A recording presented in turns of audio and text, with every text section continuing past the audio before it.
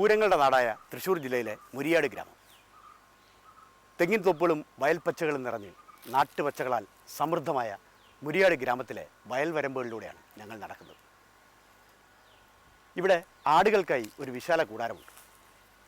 അതിൻ്റെ നായകനാകട്ടെ ശ്രീ ഷോബി. ചെങ്കല്ലിൻ്റെ ബിസിനസ് സംരംഭത്തിൽ നിന്നും ആടുകളുടെ വിശാലമായ ലോകത്തേക്കെത്തിയ ഷോബിയുടെ ആടുകൂടാരത്തിലെ വിശേഷങ്ങൾ അന്വേഷിച്ചാണ് ഇന്ന് കൃഷിദർശൻ യാത്രയാവുന്നത്.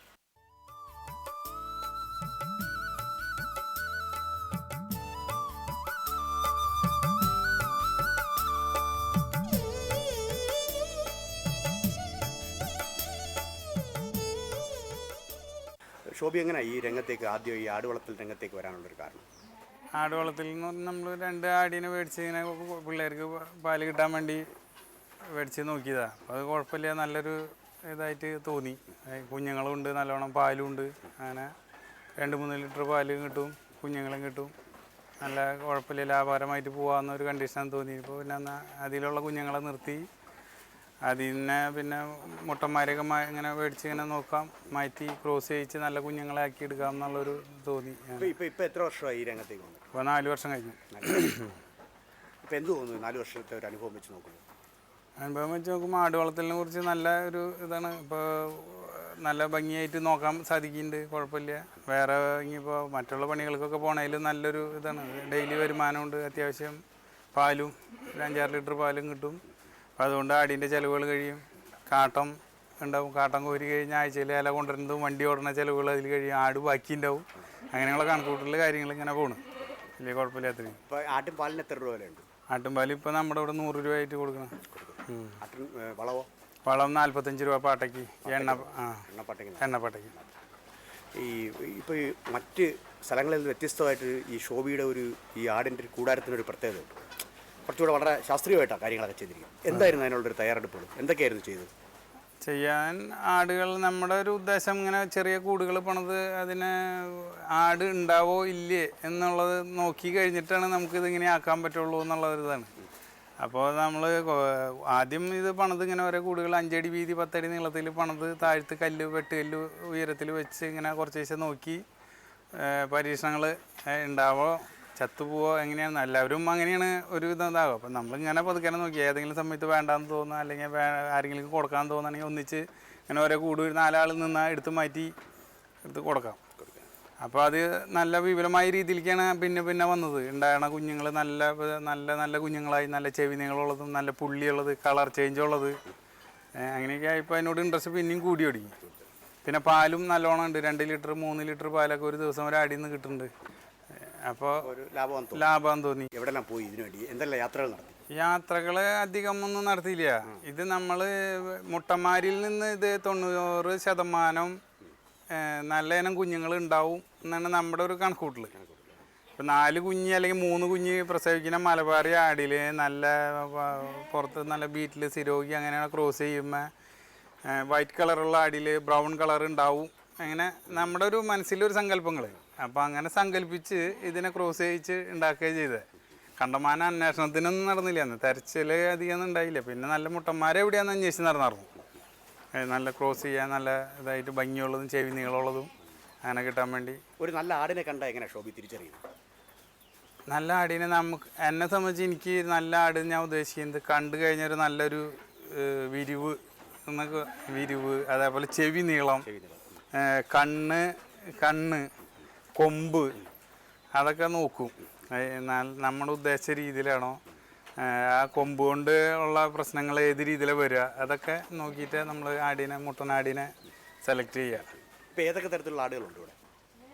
തരം എന്ന് ഉദ്ദേശിച്ചാൽ എനം ബീറ്റിൽ, ജമുനാപാരി, സിരോഗി, മലബാറി, ഇങ്ങനെയുള്ള ഇനങ്ങളുള്ളൂ ഇവിടെ. ഇതിൻ്റെ ഒരു പ്രത്യേകത എങ്ങനെയാണ്? ഈ മലബാറിയുടെ ഒരു മലബാറിയുടെ പ്രത്യേകത, മലബാറി കുഞ്ഞുങ്ങൾ എണ്ണം കൂടുതലുണ്ടാവും. ഒരു പ്രസവത്തിൽ 4 കുട്ടി ഒക്കെ കിട്ടും.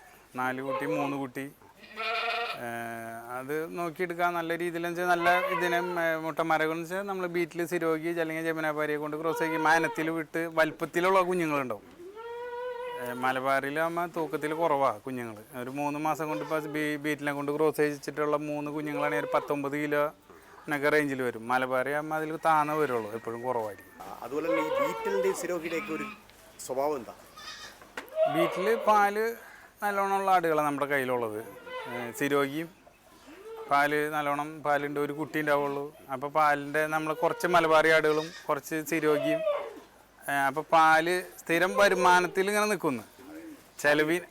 ചെലവിനനുസരിച്ചുള്ള വരുമാനം നമുക്ക് ദിവസം കിട്ടിക്കൊണ്ടിരിക്കും. അല്ലാണ്ട് മലബാറി തന്നെ ആവുമ്പോൾ നടക്കാണ്ടല്ല, ആടുകൾ എണ്ണം കൂടുതലുണ്ടാവും, കുഞ്ഞുങ്ങൾ എണ്ണം കൂടുതലുണ്ടാവും. അപ്പോൾ അതിനെയാണ് നമ്മൾ ഇതിനെ ഇങ്ങനെ മാറ്റി ക്രോസ് ചെയ്യിച്ചാൽ ആ ഉണ്ടാവുന്ന കുഞ്ഞുങ്ങൾ സിരോഗിയുടെ ചായവേലും അങ്ങനെ ഇങ്ങനെ കിട്ടും. ഒരു ആട്ടിൻകുട്ടികളുടെ ഒരു വിൽപ്പനയുടെ ഒരു രീതി എങ്ങനെ? ആട്ടിൻകുട്ടികൾ പെണ്ണായിട്ടുള്ളതൊക്കെ ഒരു 7 രൂപ 8 രൂപ അങ്ങനെ വിലയിൽ കൊടുക്കും. അതിനൊരു കിലോ കണക്ക്? കിലോ 21-22 കിലോനൊക്കെ ഉണ്ടാവും. കിലോയ്ക്കാണോ വില? കിലോ മലബാറി ആട് പ്രസവിച്ച കുട്ടികൾക്ക് ബീറ്റിൽ മുട്ടനെ കൊണ്ടോ അല്ലെങ്കിൽ ജമുനാപ്പാരിയെ കൊണ്ടോ ക്രോസ് ചെയ്യിച്ചിട്ട് മലബാറി ആട് പ്രസവിച്ച കുഞ്ഞുങ്ങൾ 350 രൂപ കിലോ തൂക്കത്തിന് കൊടുക്കും. Full body weight. ബീറ്റിൽ 600 രൂപ ആയിട്ട് കൊടുക്കും. സിരോഗിയും 600 രൂപ ആയിട്ട് കൊടുക്കും. ജമുനാപ്പാരി 500 രൂപ അങ്ങനെ കഴിഞ്ഞു. ഇപ്പോൾ ഈ ആടുകൾക്ക് ഇങ്ങനെ ഉണ്ടെങ്കിലും അതിൻ്റെ തീറ്റയുടെ ഒരു ഘടനയുണ്ട്. അതായത് പച്ചിലയുടെ തീറ്റ കൊടുക്കണം, അതോടൊപ്പം തന്നെ സാന്ദ്രീകൃത തീറ്റ കൊടുക്കണം. പച്ചിലകൾ ഏതൊക്കെയാണ് തീറ്റ? പച്ചില നമ്മളിവിടെ പ്ലാവിൻ്റെ ഇല ആണ് കൂടുതൽ. പിന്നെ പ്ലാവിൻ്റെ ഇല കിട്ടാൻ ക്ഷാമം വരുന്ന സമയമൊക്കെയാണ്. ഇപ്പോൾ ചക്ക പൊടിയുന്ന സമയത്ത് പ്ലാവ് കിട്ടൽ കുറവായിരിക്കും. അപ്പോൾ നമ്മുടെ പുല്ല് CO3 അല്ലെങ്കിൽ തുമ്പൂർമുഴി ഇനം അതൊക്കെ കുറച്ച് ശിണ്ട് നമ്മുടെ കയ്യിൽ, അത് നട്ടുപിടിപ്പിച്ചിട്ട് അത് കുറേ വെട്ടി നുറുക്കി ചെറുതായിട്ട് ഇട്ട് കൊടുക്കും. ഇതിനൊരു സാന്ദ്രീകൃത തീറ്റ കൊടുക്കും. ഈ പുറത്തുനിന്ന് മിക്സ് എങ്ങനെയാണ് അതിൻ്റെ ഒരു രീതി?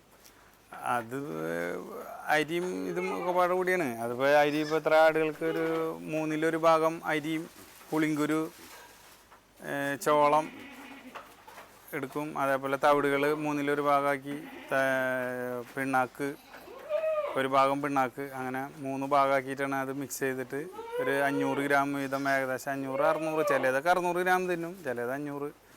അപ്പോൾ അങ്ങനെ വെച്ച് മിക്സ് ചെയ്ത് നല്ല കുഴമ്പ് പാകത്തിനാക്കിയിട്ട് അങ്ങോട്ട് വെച്ച് കൊടുക്കലാണ്.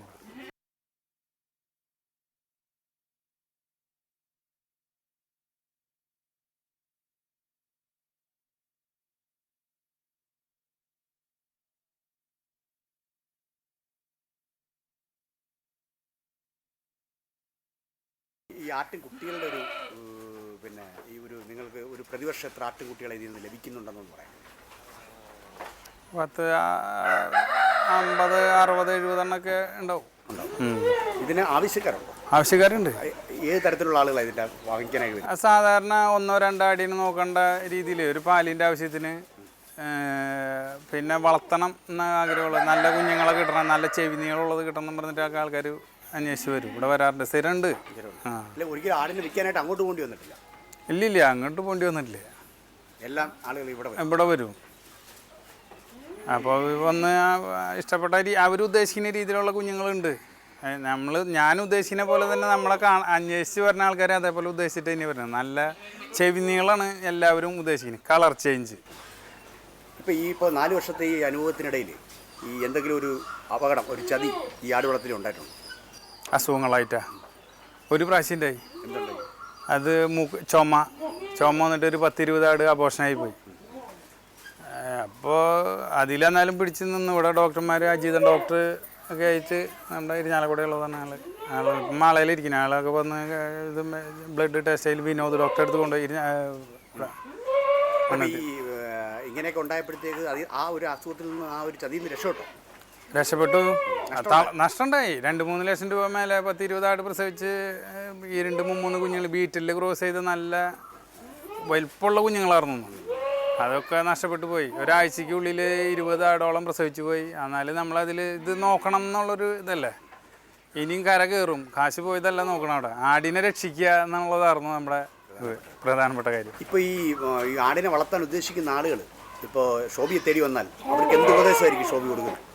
ആടിന് നമ്മളിവിടെ നോക്കണ രീതികൾ അവരെ പറഞ്ഞു കൊടുക്കും. നിങ്ങൾക്ക് ഇവിടെയുള്ള തീറ്റകൾ എല്ലാം നിങ്ങൾക്ക് ഒരു ആടിനെ നോക്കാൻ സാധിക്കില്ല, അത് വെച്ച് കൊടുക്കുക, ഇതേപോലെ കൊടുക്കുക. എന്തെങ്കിലും ചെറിയ പിങ്ങിയ അസുഖങ്ങൾ അങ്ങനത്തെ ഇതൊക്കെ വരണേ അടുത്തുള്ള ഡോക്ടറെ കാണിക്കുക, അന്വേഷിക്കുക.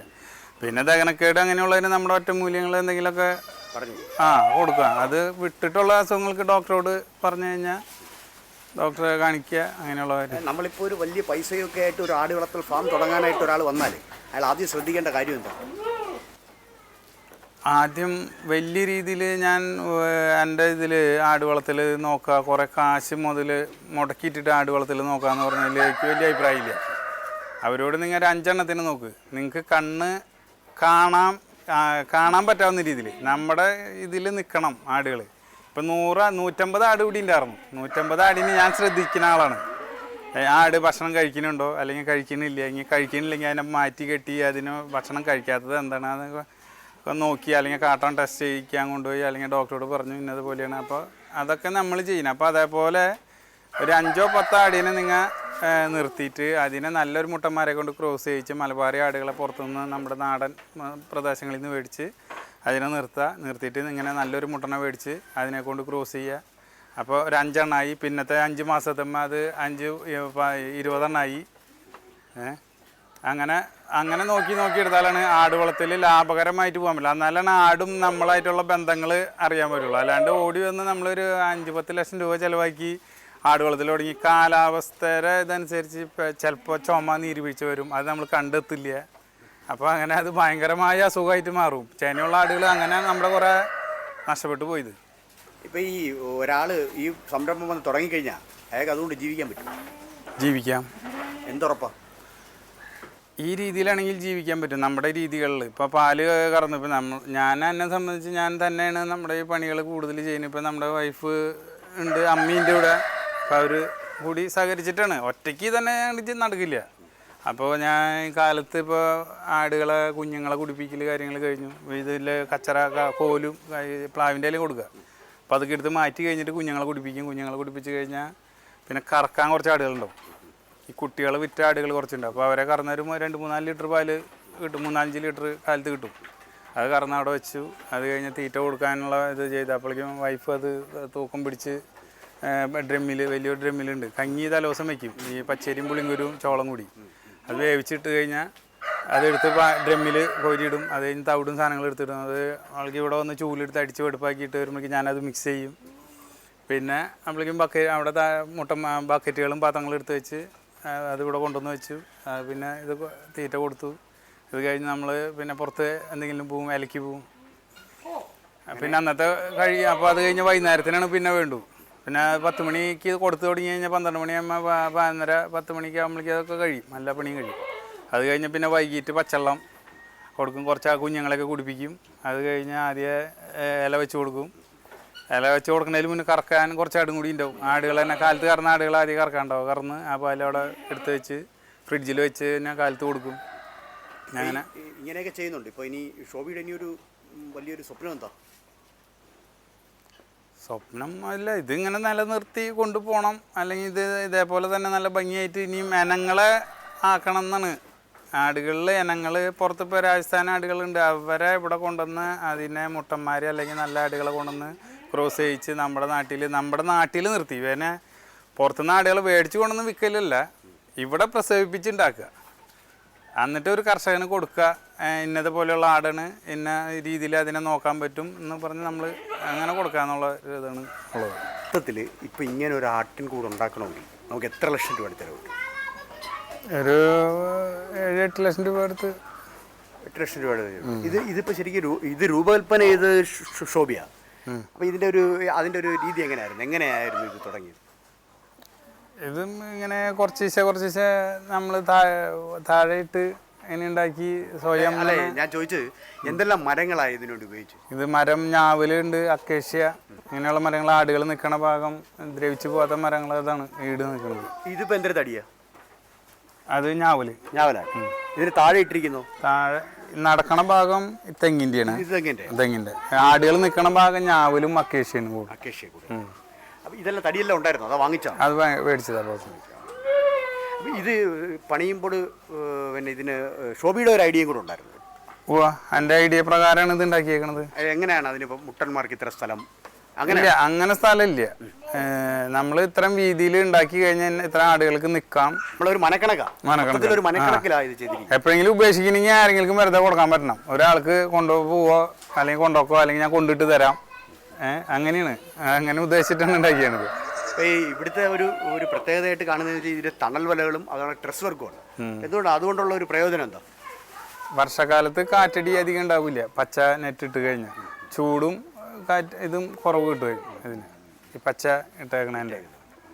അല്ലെങ്കിൽ കാറ്റ് കൂടുതലുള്ള ഏരിയയാണ് ഇവിടെ, ഈ പാടം ഉള്ള കാരണം കൊണ്ട്. അപ്പം പാടം ഉള്ളതുകൊണ്ട് കാറ്റിങ്ങനെ കാറ്റ് ഭയങ്കര നനവ്, മഴയാകുമ്പോൾ വെള്ളം ഭയങ്കരമായിട്ട് ശീതളടിക്കുന്നുണ്ട്. അതില്ലാതിരിക്കാൻ വേണ്ടി ഇട്ടതാണ്. ബീറ്റലാടിനെ സാറിന് പഞ്ചാബിലാണല്ലോ സാറിന്, അപ്പം അതിനെ എങ്ങനെ കൊണ്ടുവന്നു? അതായത് നമ്മളിവിടെ ഇല്ല, അതിവിടെ ഒരെണ്ണം പുറത്തുനിന്ന് മേടിച്ചതാണ് ഞാൻ. മുട്ടനാടിനെ മേടിച്ചു, പിന്നെ ഒരു പെണ്ണാടിനെ മേടിച്ചു, പിന്നെ അതിൽ ക്രോസ് ചെയ്ത് ഉണ്ടാക്കിയതാണ്. പിന്നെയുള്ള ആടുകളൊക്കെ അത് നമ്മൾ വിൽക്കാണ്ട് ഇങ്ങനെ നിർത്തി, അതിനെ നിർത്തിയാക്കിയതാണ്. ഇതിനെന്തെങ്കിലും പ്രതിരോധ കുത്തിവയ്പ്പ് ചെയ്യാറുണ്ട്? പ്രതിരോധ കുത്തിവയ്പ്പ് വേറെ പ്രത്യേകിച്ച് ഇപ്പോൾ ഒന്നും ചെയ്തിട്ടില്ല. ഒരു ദൈനംദിന പ്രവർത്തനങ്ങളൊക്കെ നമ്മൾ രാവിലെ തുടങ്ങി അസ്തമയം വരെ ചെയ്യുന്ന കാര്യങ്ങളൊക്കെ, രാവിലെ ഉണർന്നു ഇവിടെ വന്നു കഴിഞ്ഞാൽ ആദ്യം ഇത് ക്ലീൻ ചെയ്യും. കൂട് തലേദിവസം ഇല വെച്ച് കൊടുത്തത് ക്ലീൻ ചെയ്ത് കഴിഞ്ഞാൽ പിന്നെ കുറേ കുഞ്ഞുങ്ങൾ ഉണ്ടാവും, പ്രസവിച്ച കുഞ്ഞുങ്ങൾ. ഒരു 10 ആട് പ്രസവിച്ചതുണ്ടാവും. അപ്പോൾ അവർ ആ കുഞ്ഞുങ്ങളെ സെപ്പറേറ്റ് ഇട്ടൊക്കെ ആയിരിക്കും. അതൊക്കെ കുടിപ്പിച്ച് വയറ് നിറച്ച്, അത് കഴിഞ്ഞാൽ പിന്നെ കറക്കാൻ കുറച്ച് ആടുകളുണ്ടാവും, അവരെ കറന്ന് അത് കഴിഞ്ഞാൽ ഇവിടുന്ന് ഒക്കെ ക്ലീൻ ചെയ്ത് എല്ലാം അടിച്ച് വെടുപ്പാക്കിയിട്ട് താഴത്ത് പോയി തീറ്റ മിക്സ് ചെയ്ത് പിന്നെ തീറ്റ കൊണ്ടുവന്ന് കൊടുത്ത്, അത് കഴിഞ്ഞാൽ അതൊക്കെ അടിച്ച് ആദ്യം വെടുപ്പാക്കി ആ പാത്രങ്ങൾ കഴുകിയൊക്കെ വെച്ച് ഇവിടുന്ന് അവസാനിക്കും. 12 മണി 11 മണിയാകുമ്പോഴേക്കും പണികളൊക്കെ അവസാനിക്കും. പിന്നെ അതിനുശേഷം ഉച്ചയ്ക്ക് ശേഷത്തെ ഒരു പരിപാടി എങ്ങനെയാണ് തുടങ്ങുന്നത്? ഉച്ചയ്ക്ക് ശേഷം പിന്നെ വൈകിട്ട് ഉച്ച കഴിഞ്ഞാൽ പിന്നെ അല്ലെങ്കിൽ പുല്ല് അന്വേഷിച്ച് പോവും, കൊണ്ടുവരും ഒരു ലോഡ്. അത് കഴിഞ്ഞാൽ വരുമ്പോൾ 6 മണിയാവും. അത് കഴിഞ്ഞ് ഒന്ന് ചായയൊക്കെ കുടിച്ച്. പുല്ലിട്ടിരിക്കുന്ന എവിടെ? പുല്ല് ഇവിടെ അടുത്തൊരു പറമ്പിൽ തന്നെ ഉണ്ട് നമ്മുടെ തന്നെ. തുമ്പർമൊഴിയും മറ്റേ സിഗ്നലും അത് കൊണ്ടുവന്നിട്ട് അത് പുല്ല് ചില ദിവസം പുല്ല് വേണ്ടു. ഇല പരമാവധി ഇല കിട്ടും, പ്ലാവിൻ്റെ ഇല കൊണ്ടുവരും, അത് കൊടുക്കും. അത് ഇങ്ങനെ കെട്ടുകൾ വയ്ക്കും. 1.5 ഇപ്പോൾ ഇതിൽ കൊള്ളാവുന്നത് ഈ ഒരു പുല്ലുവീട്ടിൽ 3 കെട്ട് വയ്ക്കും. വട്ടം കയറുമ്പോൾ അങ്ങോട്ടും ഇങ്ങോട്ടും കെട്ടി വെച്ചിട്ട് കൊടുക്കുമ്പോൾ 3 കെട്ട് വെച്ച്. ഈ പ്ലാവിലേക്ക് എത്ര റേറ്റ് എങ്ങനെ? പ്ലാവിലേക്ക് പ്രത്യേകിച്ച് റേറ്റ് ഒന്നും ഇല്ല, ഫ്രീ ആയിട്ട് കിട്ടും. ഈ നാട്ടുകാർക്ക് അതിന് ശോഭയോട് സ്നേഹമുണ്ട്. ഇഷ്ടംപോലെ ആൾക്കാർ ഇതിന് വേണ്ടി, നമുക്ക് വേണ്ടി ഇല തരാൻ വേണ്ടി നടക്കുന്ന ആൾക്കാരുണ്ട്. വെച്ചേക്കണത് തന്നെയല്ല, കച്ചവടക്കാരാണല്ലോ, മേടിക്കുന്നത് വേറെ ആൾക്കാരാണ്. അപ്പൊ അവരുടെ ഒക്കെ നമ്മളോട് ഭയങ്കര താല്പര്യമുള്ള ആൾക്കാരാണ്. സ്ഥിരം ഓരോ ലോഡ് വേണം നമുക്ക്, അത് കൊണ്ടുവരും ചെയ്യുമ്പോൾ. പിന്നെ അവരൊക്കെ എന്തെങ്കിലും ആവശ്യങ്ങൾ ഉണ്ടെങ്കിൽ അതിന് വേണ്ട കാശുകളൊക്കെ കൊടുക്കും. അല്ലാണ്ട് തന്നെ അതല്ല, എന്തെങ്കിലും അത്യാവശ്യം വരണതിനും അല്ലെങ്കിൽ എന്തെങ്കിലും ആവശ്യങ്ങൾ ഉണ്ടെന്ന് പറയണെങ്കിൽ നമ്മൾ ഒഴിവാക്കില്ല. ആരെന്ത് കാര്യം വന്ന് ചോദിച്ചാലും നമ്മളത് പറ്റില്ല ചേട്ടാന്ന് പറയില്ലാന്ന്. ഇപ്പൊ ഷോബി ചെയ്യുന്ന ഈ ഒരു പ്രവൃത്തിയോട്, അതായത് വലിയ ചെങ്കൽ ബിസിനസിന്റെ ഒക്കെ മുതലാളിയാണ്, അവിടെ നിന്ന് മാറി ഇപ്പോൾ ഈ ആടുവളർത്തൽ രംഗത്തേക്കൊക്കെ വന്ന വീട്ടുകാരുടെയൊക്കെ ഒരു രീതി എങ്ങനെയായിരുന്നു, പെരുമാറ്റമൊക്കെ എങ്ങനെയായിരുന്നു? വീട്ടുകാരുടെ താല്പര്യമാണ്, കുഴപ്പമില്ല. എന്താ വെച്ചാൽ വീട്ടിൽ തന്നെ ഉണ്ടല്ലോ, അതാകുമ്പോൾ എപ്പോഴും നമ്മൾ പുറത്തും അവിടെ ഇവിടെയും കിടന്ന് നടന്ന് വരുമ്പോൾ ആദരയായിട്ട് വരും. അത് നേരം മുളക്കുന്നതിൽ മുന്നേ പോവും. ഒരു കുടുംബമായിട്ട് ഒരു അന്വേഷണം കുറവല്ലേ. ഇതാകുമ്പോൾ ഫുൾ ടൈം വീട്ടിൽ അവസരമുണ്ട്. പാവപ്പെട്ടവരുടെ പശു എന്നാണ് ബാപ്പുജി ആടുകളെ വിശേഷിപ്പിച്ചത്. എന്നാൽ ആടുകൾ പുതുസംരംഭകരുടെ അന്നമാണ് എന്ന് പുതുകാലം തെളിയിക്കുന്നു. അതിൻ്റെ നേർസാക്ഷ്യമാണ് ഷോബിയുടെ കൂടാരത്തിൽ കണ്ടത്. മുരിയാടിലെ ആടുവിശേഷങ്ങൾ കണ്ടല്ലോ. മറ്റൊരു കഥയുമായി അടുത്തയാഴ്ച വീണ്ടും കാണാം. ഇതേ ദിവസം ഇതേ സമയം.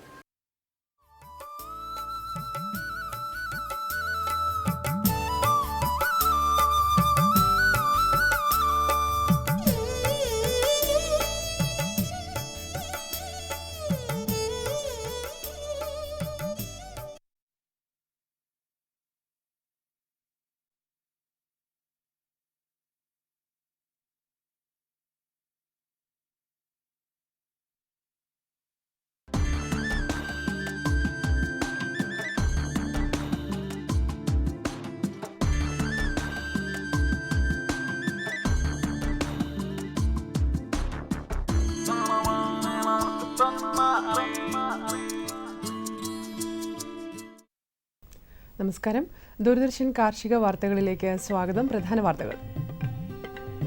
വെറ്ററിനറി സർവകലാശാല പൗൾട്രി പ്രൊഡക്ഷൻ കോഴ്സ് ആരംഭിക്കുന്നു. മാമ്പഴത്തിലൂടെ ഭക്ഷ്യവിഷബാധയ്ക്ക് സാധ്യത. കേരള വെറ്റിനറി സർവകലാശാല 3 വർഷ poultry production and poultry management ബിരുദ കോഴ്സ് ആരംഭിക്കുന്നു. കോഴി വളർത്തൽ രംഗത്ത് തൊഴിലവസരങ്ങൾ സൃഷ്ടിക്കാൻ പറ്റുന്ന കോഴ്സ് തിരുവാഴംകുന്ന് ഏവിയൻ സയൻസ് കോളേജിലാണ് ആരംഭിക്കുന്നത്. വളർത്തു പക്ഷി രംഗത്തെ ആധികാരിക വിവരങ്ങൾക്കൊപ്പം ഫാം ബിസിനസ് സിലബസും കോഴ്സിൽ ഉൾപ്പെടുത്തിയിട്ടുണ്ട്. പ്രവേശന ഫോറത്തിനും കൂടുതൽ വിവരങ്ങൾക്കും ബന്ധപ്പെടേണ്ട ഫോൺ നമ്പർ 0487237244.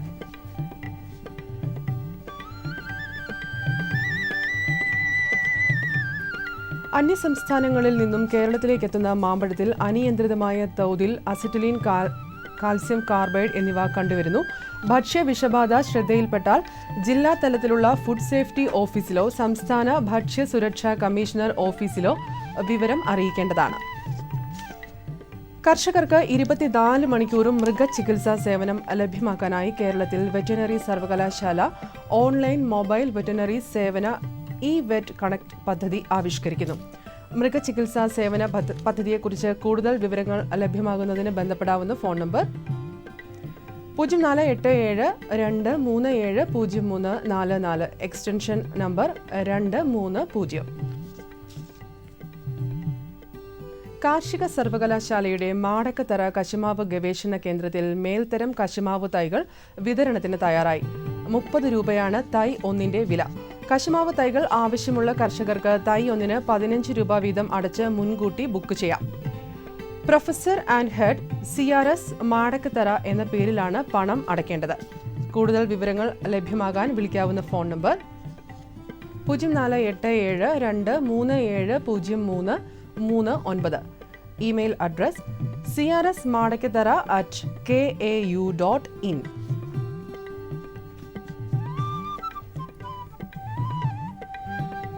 നാളെയും മറ്റന്നാളും റബ്ബർ ബോർഡ് റബ്ബർ നഴ്സറി പരിപാലനത്തിൽ പരിശീലനം നൽകുന്നു.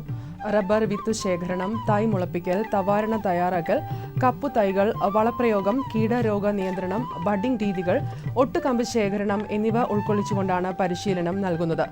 വിശദ വിവരങ്ങൾക്ക് ബന്ധപ്പെടേണ്ട ഫോൺ നമ്പർ 048123511313.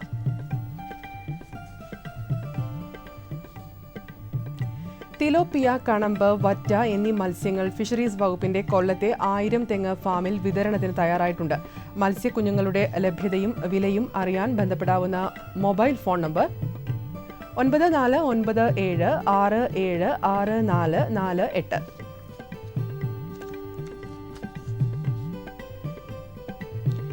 വെറ്റിനറി സർവകലാശാല SSLC പാസ്സായ വനിതാ കുടുംബശ്രീ പ്രവർത്തകർക്ക് സംയോജിത കൃഷിയിൽ 1 വർഷം ദൈർഘ്യമുള്ള ഡിപ്ലോമ പ്രോഗ്രാം ആരംഭിക്കുന്നു. 5000 രൂപയാണ് സെമസ്റ്റർ ഫീസ്. കൂടുതൽ വിവരങ്ങൾക്ക് ബന്ധപ്പെടേണ്ട ഫോൺ നമ്പർ 048723766644. മൃഗസംരക്ഷണ വകുപ്പ് നടപ്പിലാക്കുന്ന പ്രത്യേക കന്നുകുട്ടി പരിപാലന പദ്ധതി പ്രകാരം കൊല്ലം ജില്ലയിലെ കൊട്ടിയം കാഫ് ഫീഡ് സർക്കിളിൽ കന്നുകുട്ടികൾക്കുള്ള തീറ്റ വിതരണം ആരംഭിച്ചു. പശുക്കുട്ടികളുള്ള ക്ഷീര കർഷകർക്ക് കാലിത്തീറ്റ സബ്സിഡി നിരക്കിൽ വിതരണം ചെയ്യുമെന്ന് വെറ്റിനറി സർജൻ അറിയിച്ചു. ഇനി കമ്പോള നിലവാരം. വെളിച്ചെണ്ണ കൊച്ചി 10000, വെളിച്ചെണ്ണ കോഴിക്കോട് 14800, വെളിച്ചെണ്ണ തൃശൂർ 10000, കൊപ്ര കൊച്ചി 10500, കൊപ്ര കോഴിക്കോട് 10600, കൊപ്ര തൃശൂർ 10600, കുരുമുളക് അൺഗാർബിൾഡ് 66000, കുരുമുളക് ഗാർബിൾഡ് 68000, ചുക്ക് മീഡിയം 35000, ചുക്ക് ബസ്റ്റ് 36500, മഞ്ഞൾ സേലം 7600, മഞ്ഞൾ ഈറോഡ് 8000, അടയ്ക്ക പുതിയത് 17000-നും 18000-നും മധ്യേ. Kochi rubber RSS 5 grade 13800, rubber RSS 4 grade 14200. Kottayam rubber RSS 5 grade 13900, rubber RSS 4 grade 14200. കമ്പോള നിലവാരം കൊച്ചിയിൽ. വെളിച്ചെണ്ണ 15000, മെയ് അവധി 13770, ജൂൺ അവധി 12610, ജൂലൈ അവധി 12325, കൊപ്ര 10500, പിണ്ണാക്ക് എക്സ്പെല്ലർ 2950, പിണ്ണാക്ക് റോട്ടറി 3000, കുരുമുളക് അൺഗാർബിൾഡ് 66000, കുരുമുളക് ഗാർബിൾഡ് 68000. ചുക്ക് മീഡിയം 35000, ചുക്ക് ബെസ്റ്റ് 36500, മഞ്ഞൾ നാടൻ 6200, അടയ്ക്ക പുതിയത് 17000-നും 18000-നും മധ്യേ. ജാതിക്ക തൊണ്ടൻ കിലോഗ്രാമിന് 300-നും 350-നും മധ്യേ, ജാതിക്ക തൊണ്ടില്ലാത്തത് കിലോഗ്രാമിന് 600-നും 640-നും മധ്യേ, ജാതിപത്രി തൊണ്ടില്ലാത്തത് 750-നും 900-നും മധ്യേ, ഗ്രാമ്പു കിലോഗ്രാമിന് 950-നും 1115-നും മധ്യേ.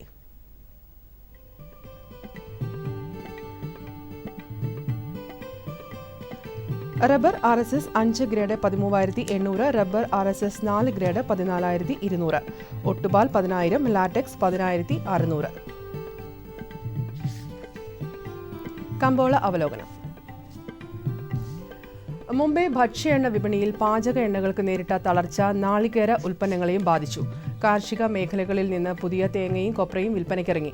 കൊച്ചിയിൽ വെളിച്ചെണ്ണ വില 100 രൂപ കുറഞ്ഞ് 15,000-ലും കൊപ്ര 10,500-ലുമാണ് വിപണനം നടന്നത്. തമിഴ്നാട്ടിൽ എണ്ണ 275 രൂപ കുറഞ്ഞ് 14,800-ലേക്ക് ഇടിഞ്ഞു.